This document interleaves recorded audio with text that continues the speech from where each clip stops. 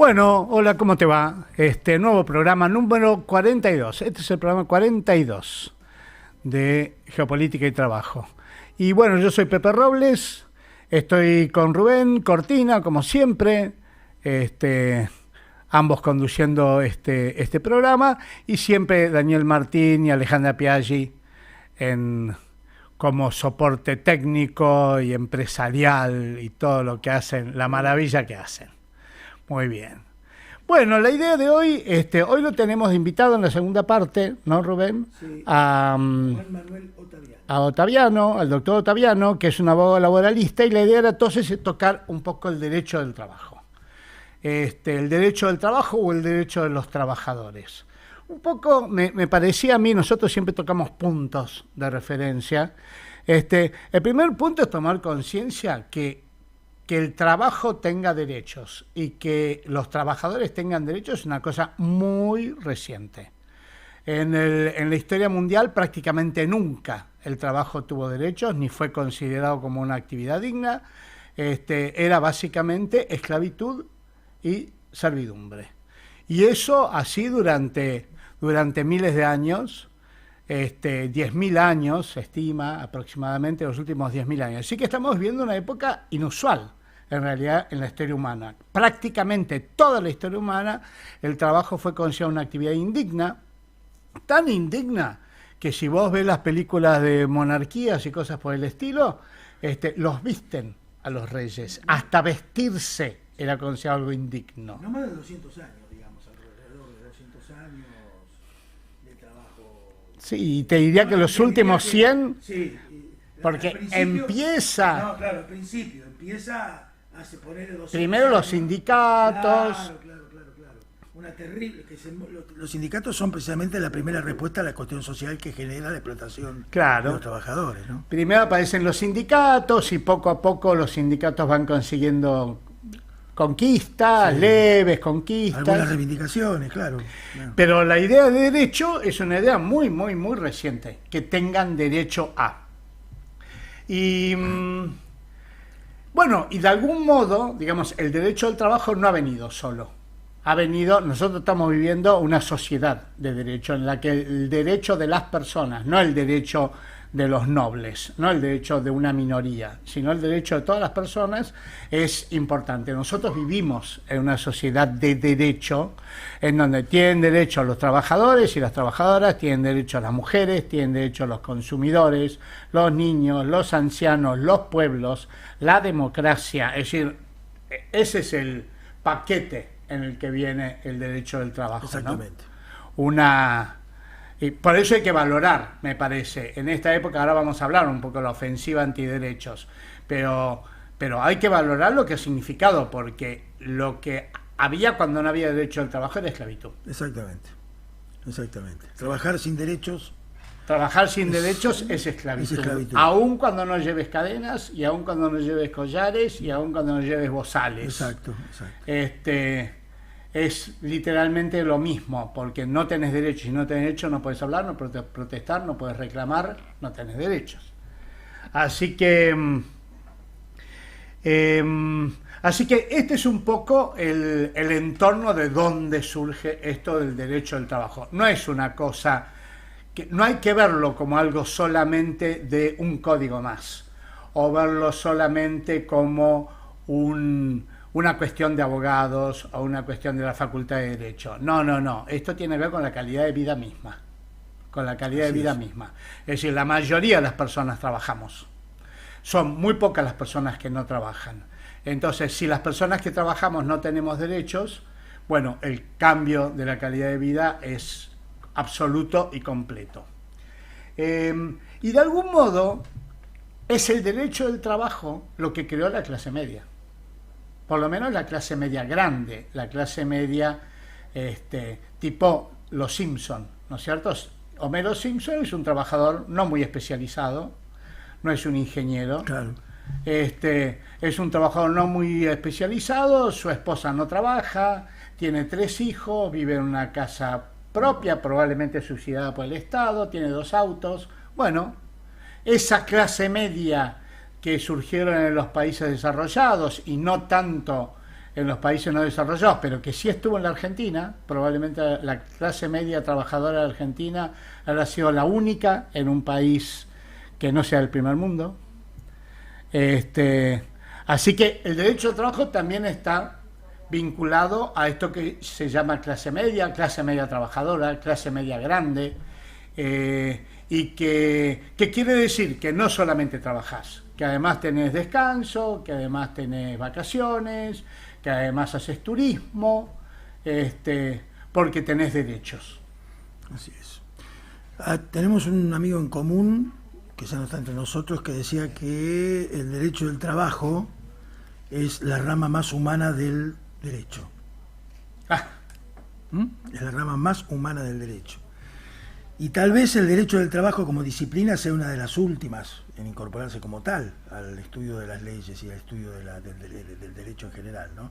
Como vos decías, está el derecho civil, el derecho comercial. Es muy anterior. El derecho, claro, el derecho del trabajo es el que explota y aparece con fuerza en las primeras 2 décadas, desde el punto de vista legislativo, tal vez, en las primeras 2 décadas del siglo XX. O sea que es muy joven, ¿no? Y en las constituciones, se llama constitucionalismo social. Constitucionalismo social, exactamente. Hay que tener la Constitución de México, la Constitución de Estados Unidos, las constituciones que... La alemana, hoy todas la nuestra, la del 49, la del 57. Exactamente.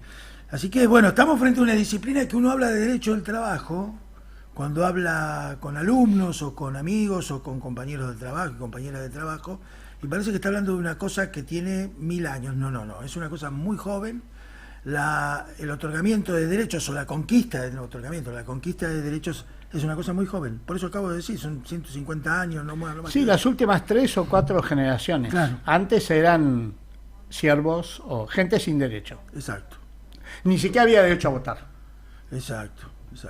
Y aparte atraviesa una serie de etapas, porque vos tenés primero una incipiente legislación obrera, que vos la podías llamar legislación obrera, y después se avanza ya a leyes más multitemáticas del trabajo, ¿no? Leyes más multitemáticas, códigos, ¿no? Sí, la ley de que no puedes trabajar en domingo, que no se debe trabajar en domingo, la ley de que no pueden trabajar los niños. Eso es la primera etapa de la aparición de los primeros signos de la necesidad de un derecho al trabajo, y que son producto de la lucha sindical, de la lucha política, ¿no? Sí, un poco queríamos poner, por ejemplo, Daniel, poneme la 3, poneme. Ese es el mural, ese que va a aparecer ahora, es el mural de la CGT, que de algún modo muestra el derecho al trabajo. El Salón Felipe Vallese. El Salón Felipe Vallese. La parte derecha, porque la parte izquierda es sin derecho al trabajo. Es el trabajo sin derecho al trabajo. Claro. Con una gran víbora que te está devorando. Y la parte derecha es el trabajador, su familia, la fábrica atrás, y vos ves que la esencia es la dignidad, es decir, la esencia es la dignidad. Así es. Incluso más que la justicia social. La justicia social es una herramienta para la dignidad, porque lo que era indigno, el trabajo era indigno, era considerado indigno, cosa de gente baja, de gente servil, de gente... en la monarquía, los monarcas, los nobles, no trabajaban, siguen sin trabajar donde hay monarquía, siguen sin trabajar. Sí, claro. Entonces, es el reconocimiento de la dignidad del trabajo y de la dignidad del trabajador y la trabajadora. La dignidad humana. Así es. Por eso que decís vos, sobre eso está montado todos los derechos humanos. Porque los derechos humanos, el derecho que tenés solamente por ser humano, solamente por eso. Y bueno, el derecho al trabajo tiene esa base, ¿no es cierto? La dignidad. Y bueno, lo que estamos viviendo en este momento es una ofensiva antiderechos. Claramente. Que incluye una ofensiva contra el mundo del trabajo, y que incluye una ofensiva contra los derechos del trabajo, y que incluye una ofensiva contra los sindicatos, claramente. Poneme, Daniel, la número 4, que claramente lo que está buscando es volver atrás. ¿Ese es el número 4? Bueno, tampoco está mal. El número 4 debe ser una que aparecen unos señores vestidos de frac con un cartel en la mano. Bueno, no importa. Esa. Una imagen hecha por Esa. inteligencia artificial. Sí, esa.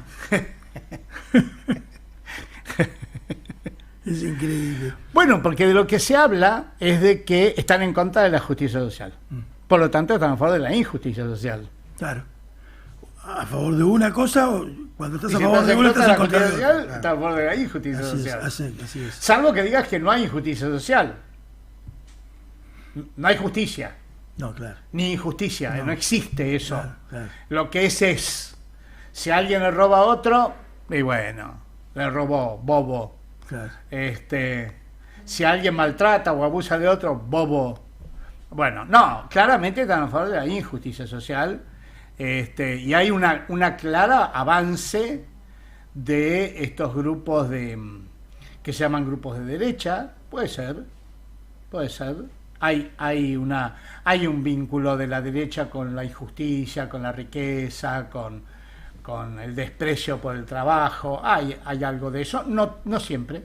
No siempre y no todos con la misma intensidad. No, claro. Si hay una derecha, un centro derecha, diría yo, medianamente, tampoco en su totalidad, pero medianamente más razonable. Ética. Hay algunos sectores de derecha que abrevan en las organizaciones internacionales, por ejemplo la OIT, Claro. que vos los escuchás hablar y tienen una filosofía OIT tripartita, Sí, de diálogo social, de tripartito, equilibrio. sí. Pero en general es en la derecha en donde abrevan las más duras posiciones respecto a la justicia social, ¿no? Sí, y ahora hay un claro avance de eso, le llaman reforma laboral. Lo que quieren reformar son básicamente los derechos. Les parece mal prácticamente la mayoría de los derechos, básicamente. De hecho, todo este trabajo que muchos esto que se llama gig economy, la economía de la changa, Sí. que muchos lo elogian, es decir, una economía organizada sobre la base de la changa, básicamente es una economía sin derechos. Exactamente. Sin ningún tipo de previsión. Esa persona no va a tener, en principio, digamos, obviamente que en la gig economy podés tener, o en la economía de las changas, podés tener changas valiosísimas, una minoría podrá ser una changa valiosísima, pero la mayoría va a tener muy precario, va a ser muy precario, con muchos recursos, con muy pocos recursos. Todo este ataque tiene que ver con el concepto falso de la libertad individual, y es la idea de volver al Código Civil. Es decir, si vos te fijás, el origen de la ley de contrato de trabajo es sacar el contrato de trabajo de los contratos civiles. Ese es un contrato distinto, el contrato de trabajo es una cosa distinta. Yo creo que la idea sería volver al Código Civil, volver a... Lo cual es una gran hipocresía. Absoluta. Yo estaba leyendo el otro día la riqueza de las naciones de Adam Smith. Sí, claro, bueno. Biblia del liberalismo. Y Adam Smith tiene todo un capítulo dedicado a los sindicatos, todo un capítulo. Es decir, ya había sindicatos en esa época, 1770. Sí, claro. Y él habla de la injusticia con la que los patrones tratan a los trabajadores y cómo el Estado trata siempre de que los trabajadores no se unan, pero permite que los patrones se unan. Claro. Lo dice Adam Smith. Sí, claro. Entonces es una gran hipocresía, porque, a ver, siempre supieron que había colectivos y siempre supieron que se juntaban, y que se juntaban los trabajadores, que se juntaban los trabajadores, que negociaban, y que siempre supieron eso, y sin embargo lo niegan. Sí, claro. Sí. Es un tema de intereses también, ¿no? De intereses, de defensa corporativa. El ataque al derecho de trabajo no es otra cosa que eso. Por eso, digamos, posicionarse en el campo de la defensa irrestricta del derecho del trabajo, aunque haya que discutir instituciones, que haya eso por que haya supuesto, que adaptarse y todo, te ubica en un escalón de defensa del humanismo. Lo que no se puede discutir es la dignidad. No, claro. Lo que no puede ser es indigno. Claro. Entonces, lo que no puede ser que una persona no tenga derecho a la salud, que no tenga derecho a no accidentarse, que no tenga derecho a descansar, a poder pasar con su familia, a tener un ingreso justo. Eso es indiscutible. ¿Cómo puedes discutir eso? Así es. Sí, en algunos ámbitos hoy en día se discute, te dicen, lo que te hablan es la metodología. Es decir, no, está bien proteger a los trabajadores frente a accidentes de trabajo, pero hay otro método distinto al de la presencia del sindicato, la presencia de los convenios colectivos. Hay otros métodos, la mutua, el seguro, todas cosas que tienden a individualizar al trabajador. Y la característica del derecho del trabajo es precisamente más lo colectivo. Aunque existan derechos individuales, una de las cosas sobresalientes del derecho del trabajo es la cuestión del derecho colectivo. Y yo creo que hay toda una derecha, como la que tenemos hoy en la actualidad, que te dice, no, tienen que tener. Los trabajadores de apps, por ejemplo, tienen que tener protección frente a los accidentes, que se lo contraten ellos. ¿Y si no pueden contratarlo? Claro, por eso te digo, entonces ahí no hay dignidad. No hay dignidad. Claro. Ahí se acabó la dignidad. Y a mí lo que más me llama la atención es una mentalidad muy de patota. Es decir, la patota que te encuentras solo. La patota se hace el macho como... Pero ellos están siempre en patota. Claro. Porque, a ver, sociedades anónimas. No hay un socio ni dos socios. A veces hay 10.000 socios, claro. 100.000 socios. Y como eso no es colectivo. Claro. Sí, claro. Ahora, ellos sí pueden juntarse en sociedades enormes. Y que vos ni siquiera puedas conocer nunca al jefe de la empresa, al dueño de la empresa. Pero te dicen que vos tenés que estar solo. Sí. Que si vos te juntás con otros trabajadores no es malo. Claro. Entonces, acá llegó nuestro invitado, por lo tanto, por eso estamos alborotados. Y bueno, un ratito más, ya pasamos a charlar. Y el tema justamente que llegó Taviano acá.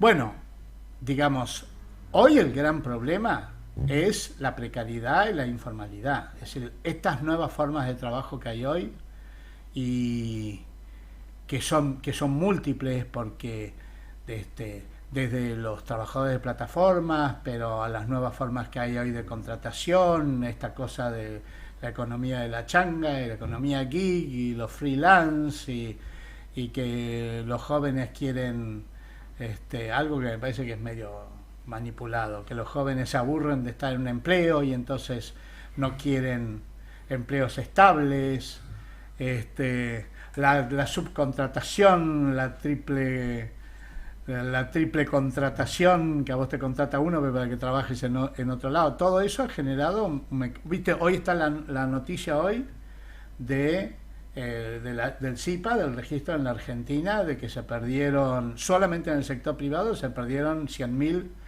puestos registrados. Sí. Es decir... Sí, hay una nota con la caída porcentual del trabajo formal en también. Argentina. 3% hoy, menos. O ayer, en un porcentaje así, sí. 3, y pico por ciento menos. Sí. Entonces sí, claramente es eso lo que está avanzando. Claro, veamos un poco el núcleo de lo que estamos hablando, porque vos podés ser un trabajador registrado monotributista. Lo que estamos hablando acá es el derecho del trabajo, que es una cosa distinta. Habrá que ver en el futuro, cuando vos, con la cantidad enorme de monotributistas que tenés, cómo regulás eso, desde la óptica de quienes defendemos la justicia social y defendemos el derecho y defendemos la dignidad. Hay todo un debate alrededor de eso. También sí, claro. lo vamos a hablar también con el amigo Juan Manuel. Pero bueno, pero igual vos te ubicás en una vereda u otra, no hay mucha alternativa. Lo que pasa es que si está registrado, pero en los hechos estás en relación de dependencia, eso es un fraude. Aun cuando vos hagas una factura. Cuando no estás registrado, también es fraude, obviamente, porque estás trabajando ni siquiera registrado. Pero es más difícil de detectar, pero claro, también se puede detectar. Sí. Por eso a veces estas legislaciones que intentan quitarles obligaciones a los empleadores que cometen fraudes, a veces están encerrados porque la ley básicamente te dice que si hay relación de dependencia, vos tenés que tener un contrato de trabajo. Sí, claro. Y si no, es fraude, sea que seas monotributista o que no seas nada. Así que, pero bueno, hay 100.000 puestos menos de trabajo, Sí, cuidado. Registrados, sí, solo contados los registrados. En el marco de una semanita complicada para el gobierno, ¿no? En principio, digamos, ¿no? Tratemos de ubicarnos en la realidad también, ¿no? O sea, se suma todas estas cifras más toda una serie de cuestiones económicas que impactan en el mercado de trabajo. Sí, porque ya se habla también del impacto que está teniendo la falta de obra pública, ¿viste? Claro. Sí, la falta de obra pública no es solamente el deterioro de las rutas, es la caída del empleo. O sea, digamos, el deterioro de la ruta es un problema grave, gravísimo, que te lo están diciendo los gobernadores. Algunos de los elementos centrales que llevaron a los gobernadores a votar como votaron el otro día en el Senado está íntimamente vinculado a varios temas, pero hay uno que es fundamental: se les pararon la obra pública en las provincias. Esta es la realidad. Entonces discuten la coparticipación y no se alejan de la cuestión de la coparticipación, porque con esa coparticipación los tipos pueden construir algo, claro, arreglar algo. Claro. Y porque si no nadie llega. Claro. Pero son esas cosas, viste, de largo plazo, o de mediano plazo en este caso. Sí. Porque un día sin obra pública ni lo notás. Un mes sin obra pública es como tu casa. Un día que no haces nada en tu casa, no te das cuenta. El deterioro, se te cae una pared. Un año que no hiciste nada en tu casa, claro, y ya empezás a tener coteras, ya empezás, claro, a tener, claro, paredes que se te caen. Bueno, ya hace un año y medio que nadie hace nada en esta casa y la casa es un desastre. Y lo que va a ser. Sí, claro. Sí, claro, claro. Y lo que va a ser. Lo que va a ser reconstruir, porque imagínate, vos tenías una ruta que iba, no sé, a Mar del Plata. Después te crecieron los yuyos y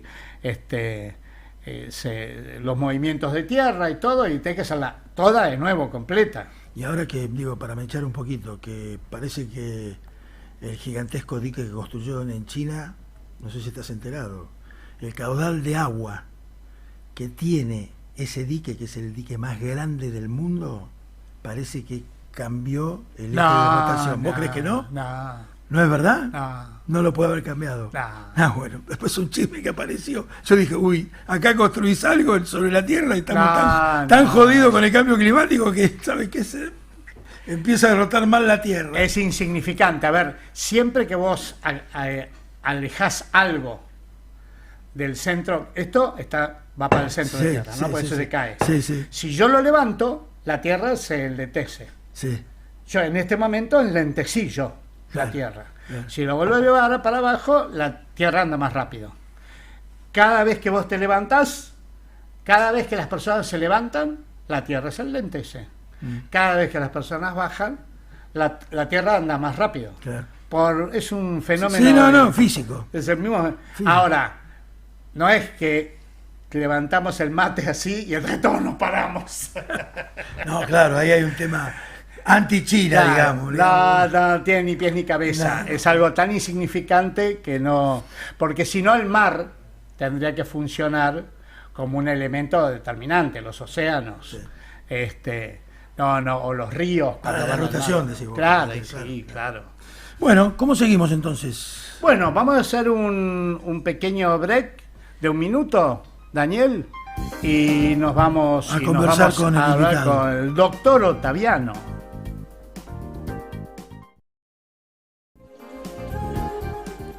Bueno, aquí estamos de vuelta, Rubén. Bueno, estamos con un nuevo invitado aquí en Geopolítica y Trabajo. Un lujo. Para mí es un verdadero placer que nos acompañe. Se trata del doctor Juan Manuel Ottaviano, que es docente universitario, abogado laboralista, docente universitario, asesor sindical, y con un agregado de la coyuntura, que es que hace poco tiempo regresó de la última conferencia de la Organización Internacional del Trabajo, donde se discutieron varias cosas, como siempre en la Organización Internacional del Trabajo, pero particularmente una relacionada con la posibilidad de que el año que viene o el otro salga eventualmente un convenio sobre plataformas. Ese es uno de los temas que se discutieron allí, pero empecemos por algo más general, ¿no? El trabajo de plataformas. El trabajo de plataforma. Juan Manuel, bienvenido. Bueno, muchas gracias por invitarme. Bueno, un gusto estar acá. Bárbaro. Nosotros le titulamos este programa del día de hoy, el derecho al trabajo, el piso de la dignidad, ¿no? Humana. ¿Cómo ves el estado actual del derecho al trabajo en general, antes de entrar en la particularidad de plataformas, trabajo informal y eso? Me parece una época en donde la constitución de la OIT, que venía a precisamente plantear este piso de derechos del trabajo bajo el halo de la justicia social, ¿no? Eso que hoy he llamado como una aberración, a más de un siglo de ese inicio de la desmercantilización del trabajo humano, porque de esto se trata, ¿no? Humanizar es desmercantilizar, es que el trabajo y las personas que trabajan no sean tratadas como mercancías. Creo que llevamos medio siglo de mercantilización del trabajo humano, y el cambio tecnológico, la transformación tecnológica, que podríamos decir son las novedades más urgentes que están transformando el mundo del trabajo. Lo que está pasando es que están transformando el trabajo en el sentido de una mercantilización o de una remercantilización.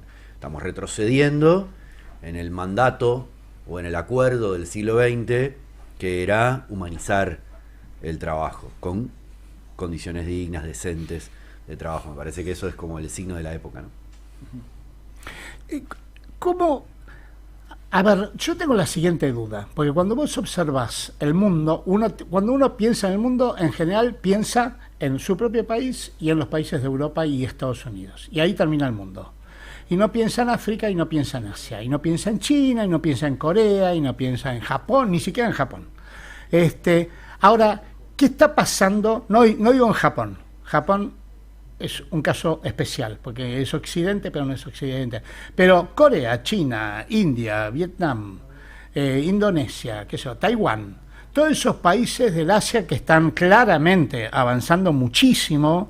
Bangladesh, ahí vi Bangladesh, era un país rural hasta hace 20 años, 30 años, y hoy es un país industrial, textil, de primera magnitud. ¿Qué está pasando ahí en materia de derechos laborales? No solo si se cumplen, sino si han avanzado. Se entiende. Dejemos a un lado al norte de África, sí, países árabes, digo, que creo que es otra película, para ir a algunos de los casos que nombraste vos. Es cierto que a mediados del siglo XX muchos de estos países eran países con baja tasa de actividad, con estándares de derechos adaptados a una baja infraestructura industrial. Muchos eran colonia. En procesos de descolonización, con estados, nación no consolidados. Digo, podemos encontrar varias guerras civiles y conflictos bélicos en varias de estas regiones.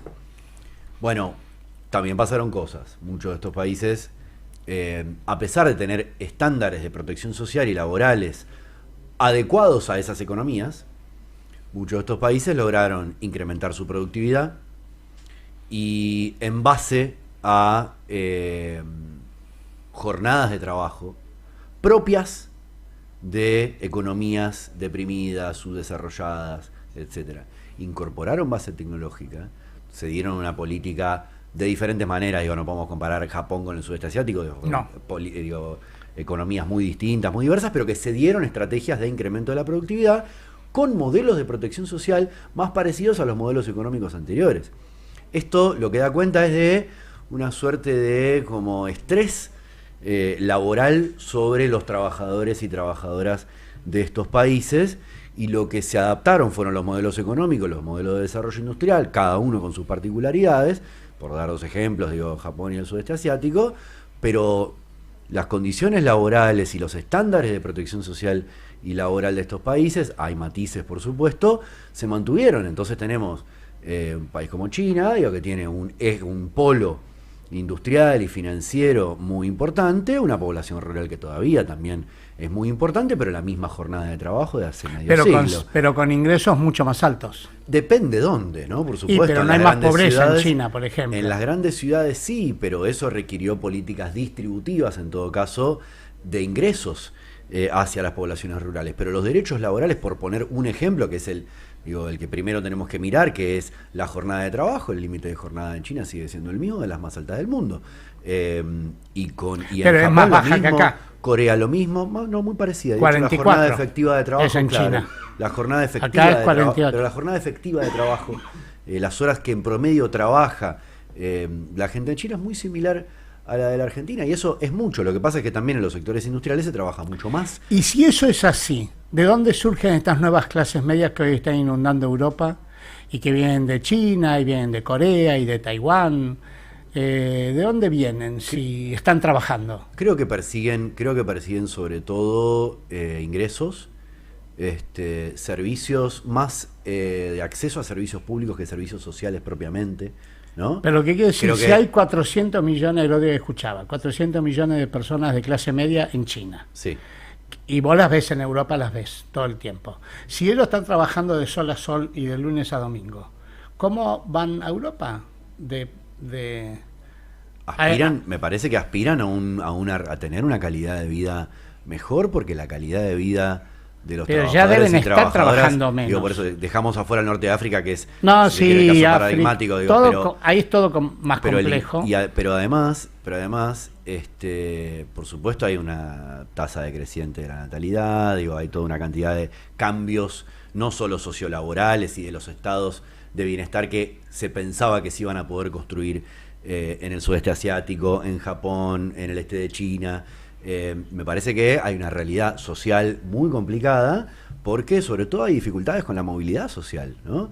Y las proyecciones o las expectativas o las subjetividades de muchos trabajadores y trabajadoras todavía está puesta en acceder a una calidad de vida que, por lo menos en el planteo, encontrarían en Europa. Digo, me parece interesante la pregunta porque no pone el foco en estas poblaciones del norte de África, ¿no? O de las guerras civiles.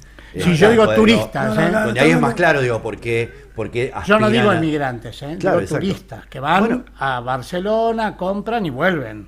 Algunos vuelven y muchos no. Y sigue habiendo flujos migratorios muy importantes a Estados Unidos también. Me parece que hay una integración en la circulación de capitales y de turismo de personas, ¿no?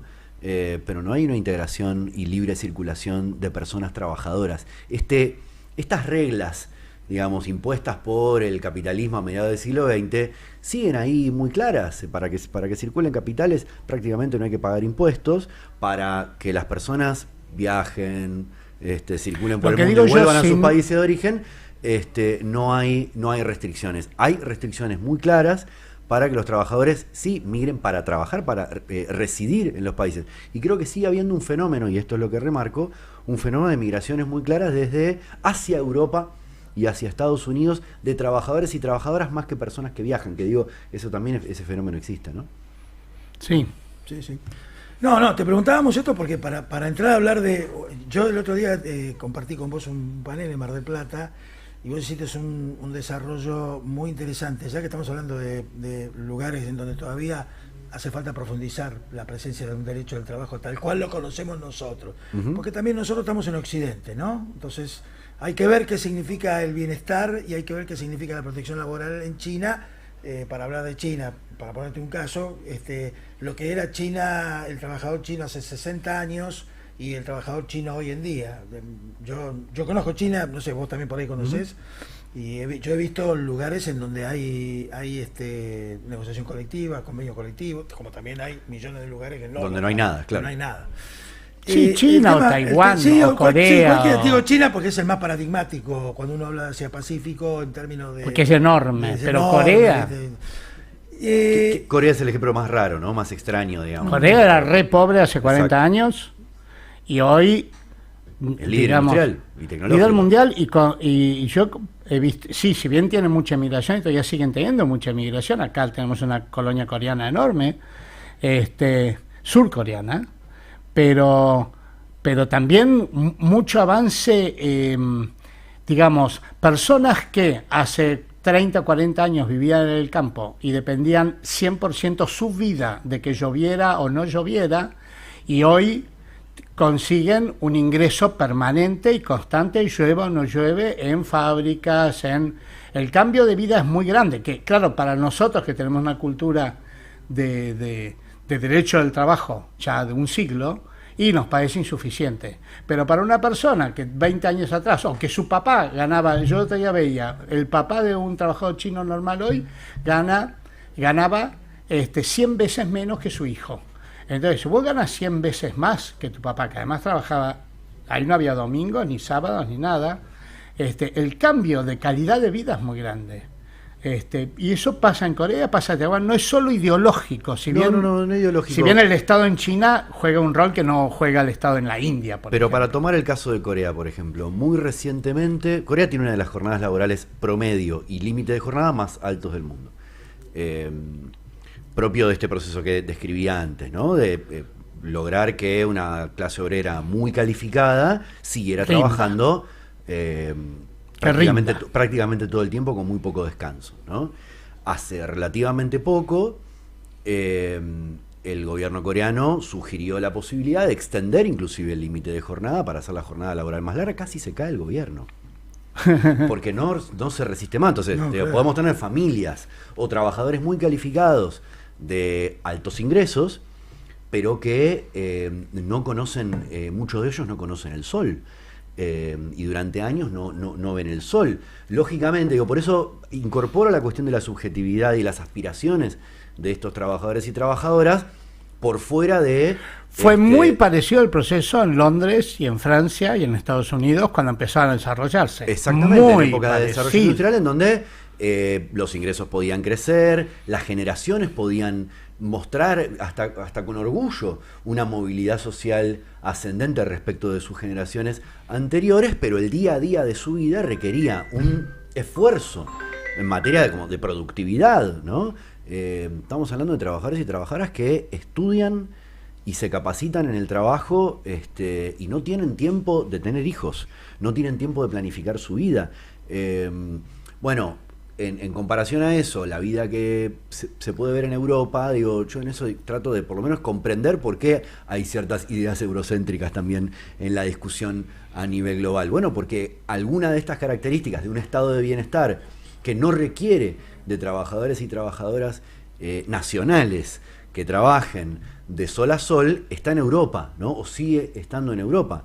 No nos olvidemos que son las personas migrantes precisamente que trabajan en Europa las que tienen esos trabajos que antes eran rechazados por los trabajadores industriales de Berlín, de Londres. Claro. El problema París, es que en Europa el trabajador joven está en peor situación que su padre.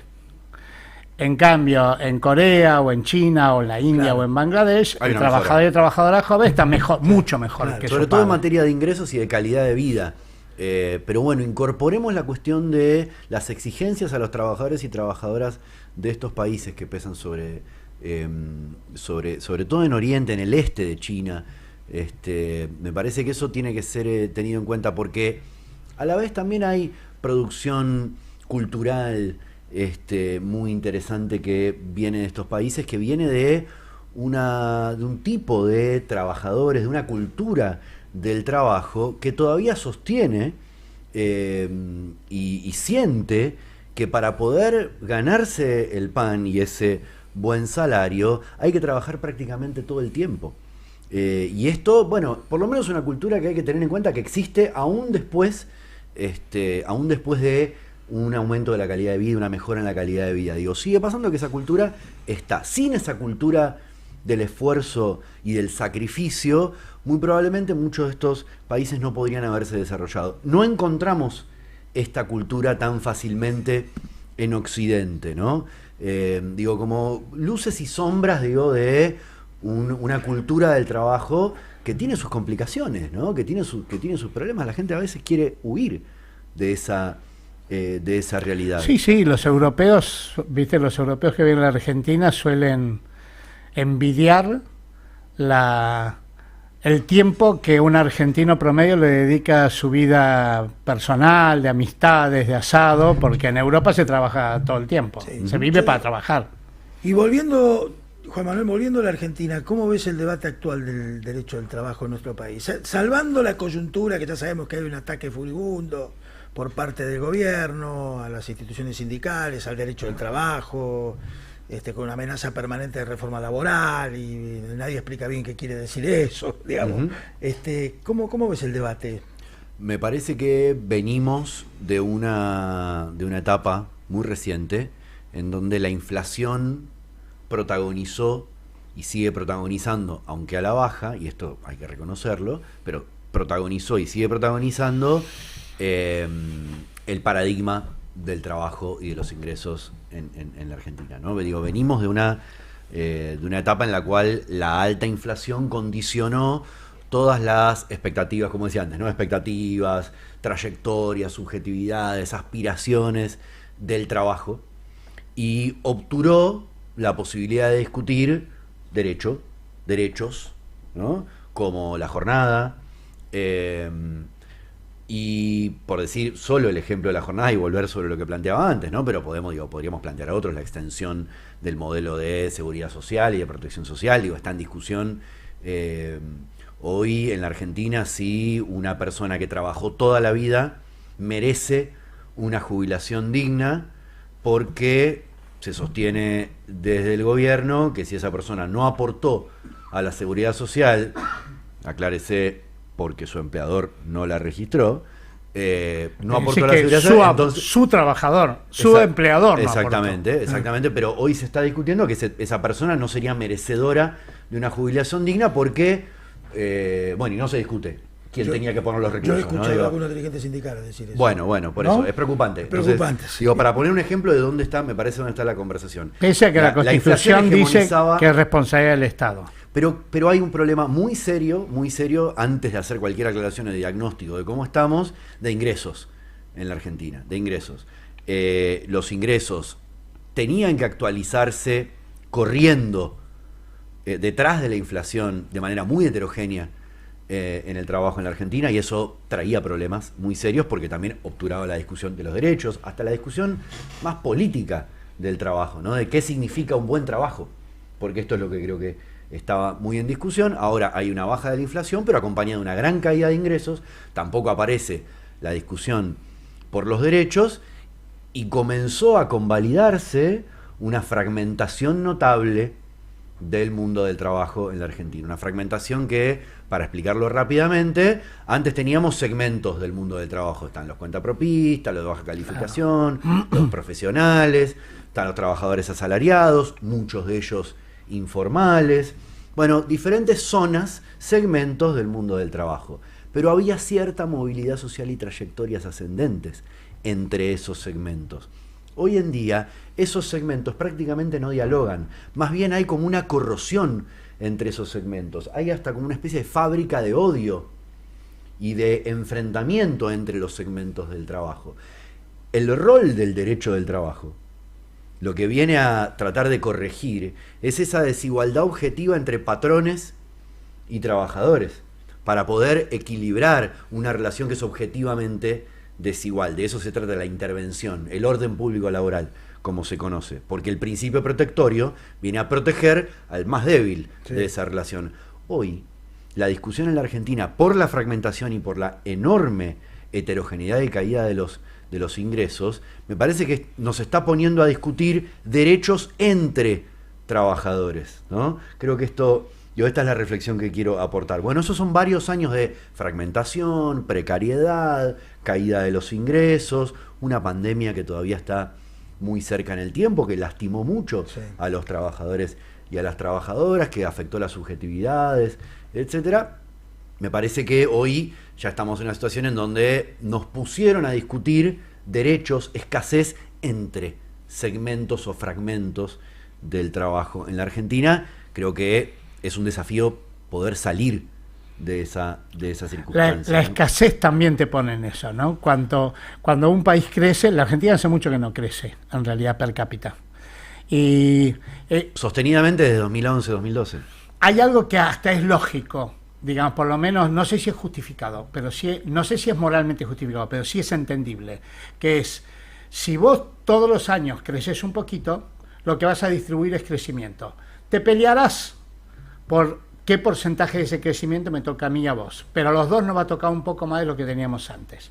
Pero si no crecemos, vos me vas a querer sacar a mí o yo te voy a querer sacar a vos, claro. Y entonces ahí aparece esa, si yo soy un poquito más fuerte que vos, ni siquiera hace falta que sea empleador, soy trabajador privado en relación de dependencia registrado, entonces te quiero sacar a vos que sos jubilado y eras jubilado, entonces no, sáquenle a él que él no aportó para que yo tenga un poco más. ¿Y cómo se compadece eso? Eso te iba a preguntar. ¿Cómo se compadece esta realidad que están describiendo ustedes dos? Y que yo, por supuesto, comparto. con la misión del derecho del trabajo hacia adelante. Hemos tenido discusiones en Argentina en los últimos tiempos sobre este tema, dentro de la cofradía de los abogados laboralistas. Hay una defensa cerrada de la ley de contrato de trabajo, que no es problemático. Nosotros todos en general saludamos, aplaudimos la presencia de la ley, porque si no estuviera sería todo mucho peor. Pero también vemos que hay sectores o campos del derecho al trabajo de esta fragmentación que vos planteás, que no objetivamente no están cubiertos por esta ley. Uno de ellos es, creo que una de tus especialidades, que es el trabajo de plataformas, que de paso, si querés contestarme y te metes en el tema particular. Dediquemos los últimos 5 minutos a eso, que es muy interesante. A ver, primero hay una idea... Ottaviano creo que es el mayor especialista que hay, me parece. Bueno. Y eso es el que más se metió en el tema. Más metido, no sé si más especializado. Sí, y preocupado por los trabajadores. En los trabajadores de plataformas, Rappi. A mí me parece, por lo menos lo que más me interesa de este momento es revalidar ese ejercicio de escucha que hay que, me parece, tener sobre quienes trabajan, ¿no? Y el mensaje que llega más claramente, por lo menos a mis oídos, de esos trabajadores de plataformas o trabajadores digitalizados en general, a los que se les vulneran sus derechos, no se les respetan sus derechos, etcétera, el mensaje que viene es: ¿de qué empleo formal me hablas? ¿Por qué voy a querer cuidar algo que no conozco? ¿No? Digo, esto en relación a lo que se planteaba antes, como ¿de qué sirve defender el derecho, ¿no?, ante quien no lo vive? ¿No? Como si le estuvieras vendiendo una especie de expectativa futura, ¿no? El derecho se hace carne si se defiende porque se vive, porque está porque se reclama, ¿no? Y lo que los trabajadores de plataformas o trabajadores digitalizados me parece que están tratando de incorporar al derecho es el derecho a decidir, el derecho a elegir, a poder decidir sobre su propio tiempo. Y eso suena falso si pareciera que el derecho estaba asociado únicamente a la idea de la prestación continua, ¿no?, durante 8 horas de manera permanente y aburrida, hay que decirlo, ¿no? Y aburrida, hay que decirlo. Podemos, en vez de poner a competir los derechos con la decisión de los trabajadores de elegir sobre su propio tiempo, hacer una agregación de estas ideas. Podemos introducir decisión para organizar la jornada de trabajo, en el empleo que nosotros concebimos como formal. ¿Qué estamos defendiendo? Si no, ¿estamos defendiendo la estabilidad? ¿Que los trabajadores no sean despedidos de manera arbitraria? Bien, estamos de acuerdo. Eso los trabajadores, y esto lo digo, lo siguen defendiendo, incluso los trabajadores de plataforma. Sí, claro. No es que los trabajadores Nadie quiere dejar de trabajar. Ser despedido, dejar de trabajar. Dejar de tener ingresos. Dejar de tener ingresos, es un absurdo. Pero sí dicen, no quiero estar 8 horas encerrado en un mismo lugar y verle la cara al patrón todos los días. Prefiero el algoritmo que me da un poquito así de posibilidad de decidir sobre mi tiempo. Ahora bien, algo de eso pasó con la pandemia y el home office también. Con la presencialidad y la virtualidad. Trabajadores que dicen: che, no quiero volver a la presencialidad total. Me diste la virtualidad, me diste la posibilidad de estar en mi casa. De estar en mi casa, de cuidar un poco más a mis hijos, de ayudar un poco más en el caso de los varones, ocuparse un poco más en el caso de las mujeres. Digo, no es que la libertad de trabajo se inscribe en un mundo de ensueño, no, se inscriben las desigualdades objetivas que hay en los hogares, que hay en el territorio, que hay en la realidad. Y creo que algo parecido pasa también en la economía popular, ¿no? Algo parecido también pasa en la economía popular, en el trabajo cooperativo, etcétera. ¿Tiene sentido volver a poner a competir el trabajo estable, ideal, formal, etcétera, con el trabajo por cuenta propia, donde hay trabajadores por cuenta propia que dicen: che, hice una cooperativa, me viene bien esto? ¿O podemos hacer agregación de derechos, ¿no? ¿Qué sería hacer agregación de derechos? Preguntarnos, ¿esos trabajadores independientes tienen derecho a sindicalizarse? ¿Tienen derecho a negociar colectivamente con algún patrón oculto que se aprovecha de su trabajo, aunque sea comercialmente? Con los municipios, ¿viste? En la India hay sindicatos que negocian con los municipios, ¿eh? Sí. Propongo esta manera de pensar de agregación de derechos en vez de competencia entre fragmentos o maneras distintas de trabajar, para recordar una y otra vez que la Constitución Nacional dice que el trabajo en sus diversas formas, qué bien. el trabajo de 8 horas continuo, de prestación continua del trabajo, no hace diferencias. El trabajo en sus diversas formas debe ser protegido. Así es como es nombrada la justicia social en nuestra Constitución, proteger todas las formas de trabajo. Bueno, alguien va a tener que poner los recursos, alguien va a tener que contribuir solidariamente para mejorar, extender los derechos de estos trabajadores. ¿Las plataformas están contribuyendo por los derechos de estos trabajadores? No. Claro. No están contribuyendo. Claro. Esos patrones ocultos de la economía popular que se sirven del trabajo, aunque sea en las cadenas productivas, ¿están contribuyendo a los derechos de esos trabajadores? No. Bueno, yo pondría los ojos en esa dirección. ¿Qué pasó en la OIT? Rápidamente. Muy rápidamente. En la OIT se dio la primera etapa del debate hacia un convenio que es como una regulación global e internacional que después los estados deberán ratificar para proteger a los trabajadores y trabajadoras en la economía de plataformas, sin tratar de resolver como de cuajo la cuestión de si tienen que ser cuentapropistas, si están bien clasificados como cuentapropistas, lo que plantean como colaboradores, como socios, lo que plantean las compañías tecnológicas, o si deben ser todos clasificados como empleados, ¿no? Claro. Como trabajadores en relación de dependencia. ¿Por qué? Porque el universo del trabajo en plataformas es más amplio que el delivery o el transporte. Se trabaja en línea de manera remota, con un alcance muy amplio. Lo que se busca no es resolver esa discusión, sino elevar los pisos de protección, de derecho de todos los trabajadores de plataformas, para equipararlos con el resto de los trabajadores, más allá de si trabajan completamente en línea o hacen un trabajo offline durante algún tiempo de la jornada, como puede hacer los choferes o los repartidores. Vamos en esa dirección. El año que viene será la segunda etapa de esta discusión. Vamos bien rumbeados. Juan Manuel, muchísimas gracias. Un gustazo tenerte acá con nosotros. Un gustazo para mí. Y no va a ser la última vez. Te vamos Encantado de volver. A invitar en otras oportunidades. Encantado. Y gracias por estar con nosotros. Y nosotros nos vemos en el próximo programa, el 43. Así es. Adiós. Chau, chau.